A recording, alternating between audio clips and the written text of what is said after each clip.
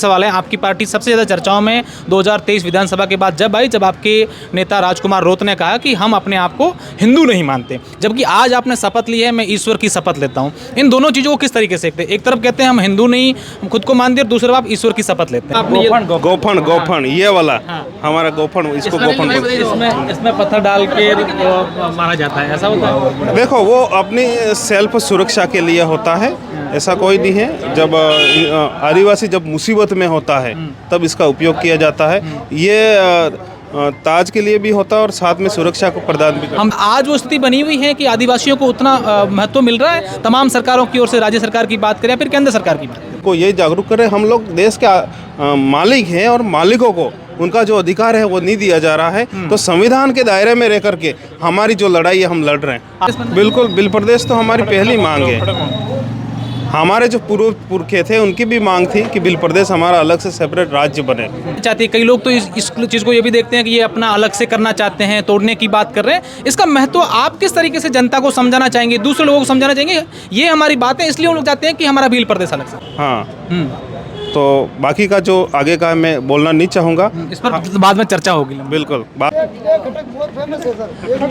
राजस्थान की राजनीति में युवाओं का दबदबा है, इस बात को साबित किया है तमाम उन विधायकों ने जो इस बार विधानसभा के चुनाव हो चाहे उपचुनाव जब हुए तब वहां से अलग अलग क्षेत्रों से निकल कर आए विधायकों ने। मेरे साथ अनिल कटारा जी हैं, 84 से विधायक, और अभी शपथ लेने के बाद अपने समर्थकों के साथ बाहर आए। हालांकि उनके साथ दो उनके और भी साथी विधायक मौजूद हैं। सबसे पहले तो आपको बधाई हो, विधायक बन गए। धन्यवाद धन्यवाद।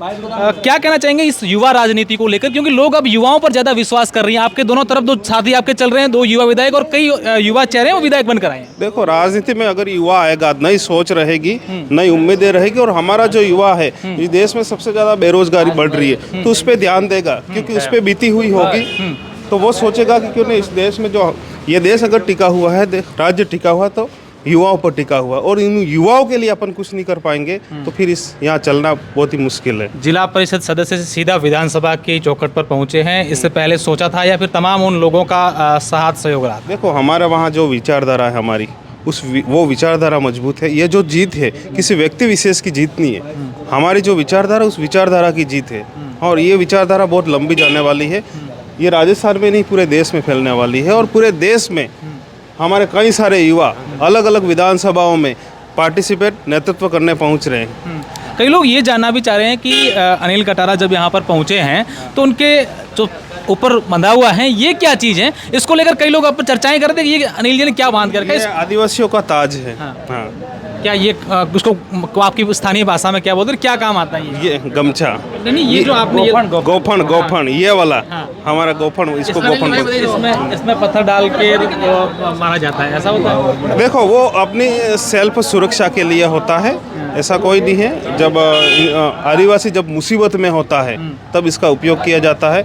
ये ताज के लिए भी होता है और साथ में सुरक्षा को प्रदान भी करता है। हम देखते हैं कि प्रकृति की हमेशा से रक्षा के लिए आदिवासियों को हमेशा तवज्जो दिया जाता है, इस नाम से पहचाने कि प्रकृति की हमेशा से रक्षा की हो, चाहे पुराने जमाने की बात। क्या आज वो स्थिति बनी हुई है कि आदिवासियों को उतना महत्व मिल रहा है तमाम सरकारों की ओर से, राज्य सरकार की बात करें या फिर केंद्र सरकार की बात? कागजों में तो काफ़ी कुछ लिख रखा है, पर उसका धरातल पे इम्प्लीमेंट नहीं हो रहा है। और हम जो लोग यहाँ आ रहे हैं, हमारी यही मांग है कि जो संविधान में जो लिखा हुआ है वही चीज़ें ओरिजिनल धरातल पे इम्प्लीमेंट हो उसका, और उसका प्रयास कर रहे हैं हम लोग कि इस देश का जो मालिक है आदिवासी, उसको मालिकाना हक मिले। और ये अभी आपने पढ़ा भी होगा कि हमारे देश के उपराष्ट्रपति है वेंकैया नायडू, उन्होंने भी कहा है कि आदिवासियों को उनका सम्मान मिलना चाहिए, उनका अधिकार मिलना चाहिए। तो देश के उपराष्ट्रपति जब ये कह रहे हैं तो हम जनता को यही पहचान दिलाना चाह रहे हैं, उनसे जाके हम उनको यही जागरूक करें। हम लोग देश के मालिक हैं और मालिकों को उनका जो अधिकार है वो नहीं दिया जा रहा है। तो संविधान के दायरे में रह करके हमारी जो लड़ाई है हम लड़ रहे हैं। आपके साथी विधायक हैं, वो चाह रहे हैं कि भील प्रदेश अलग से बने, इसको लेकर से पहले भी डिमांड की गई, राजकुमार रोत ने भी इसको लेकर कहा गया। तो क्या आप इनका समर्थन करते हैं कि अलग से भील प्रदेश बने? बिल्कुल, भील प्रदेश तो हमारी पहली मांग है। हमारे जो पूर्व पुरखे थे उनकी भी मांग थी कि भील प्रदेश हमारा अलग से सेपरेट राज्य बने, और हमारे भी ये मांग बार बार सदन में उठेगी कि हमें हमारा अलग से बिल प्रदेश दे दिया जाए। क्या इसका महत्व समझना चाहते हैं? प्रदेश की जनता ये जानना चाहती है। कई लोग तो इस चीज़ को ये भी देखते हैं कि ये अपना अलग से करना चाहते हैं, तोड़ने की बात कर रहे हैं। इसका महत्व आप किस तरीके से जनता को समझाना चाहेंगे, दूसरे लोगों को समझाना चाहेंगे?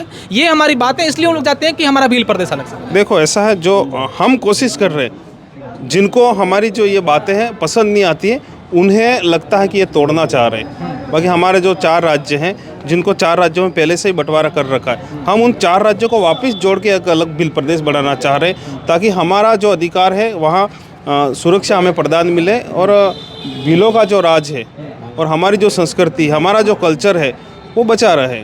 मेरा आखिरी सवाल है, आपकी पार्टी सबसे ज़्यादा चर्चाओं में 2023 विधानसभा के बाद जब आई, जब आपके नेता राजकुमार रोत ने कहा कि हम अपने आप को हिंदू नहीं मानते, जबकि आज आपने शपथ ली है मैं ईश्वर की शपथ लेता हूँ। इन दोनों चीज़ों को किस तरीके से देखते हैं? एक तरफ कहते हैं हम हिंदू नहीं, हम खुद को मानते हैं, और दूसरी तरफ आप ईश्वर की शपथ लेते हैं। देखो, प्रकृति की हम लोगों ने शुरू से शपथ ली है, अभी भी ली है, और हम लोग जीव कल्याण की बात करते हैं। इस प्रकृति पर रहने वाले तमाम जीवों के कल्याण की बात करने वाले लोग हैं।